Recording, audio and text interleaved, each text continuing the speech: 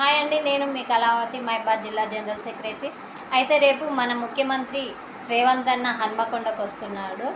అయితే ప్రజాపాలన విజయోత్సవ బహిరంగ సభని ప్రతి మహిళ కూడా విజయవంతం చేయవలసిందిగా నేను కోరుకుంటున్నాను. ఎందుకు అని అంటే రేవంత్ అన్న సర్కార్ ఎక్కువగా మహిళలకే పెద్దపీట వేశారు. 200 యూనిట్ల విద్యుత్ ఫ్రీ, బస్సు ఫ్రీ, 500కే గ్యాస్ సిలిండరు, 2 లక్షల వరకు డ్వాక్రా మహిళలకి వడ్డీ లేని రుణాలు ఇవ్వటం జరిగింది.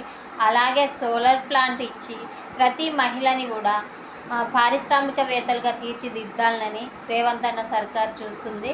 కాబట్టి మనం రేవంత్ అన్న రుణం తీర్చుకోవాల్సిన బాధ్యత ఎంతైనా ఉన్నది. 2 లక్షలు రుణము అని అంటే మామూలుగా మనం బయట తెచ్చుకుంటే ప్రతి నెల కూడా 4000 ఇంట్రెస్ట్ కట్టాల్సి ఉండేది. ఆ 4000 మనకు మిగిలినట్టే. కాబట్టి అలాగే గ్యాస్ మనకి చాలా ముఖ్యమైనది గ్యాసు.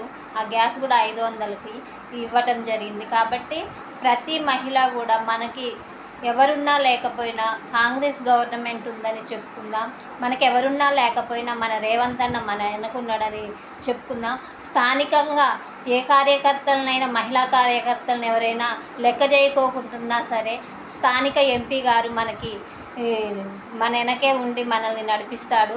ఏమి కూడా వాళ్ళు మనకి ఇంపార్టెంట్ ఇవ్వలేదని బాధపడాల్సిన అవసరం లేదు. ఎంతో స్వేచ్ఛ, ఎంతో స్వతంత్రంతో, ఎంతో ధైర్యంతో మనం బతికే శక్తి మనకి కాంగ్రెస్ గవర్నమెంట్ కల్పిస్తుంది.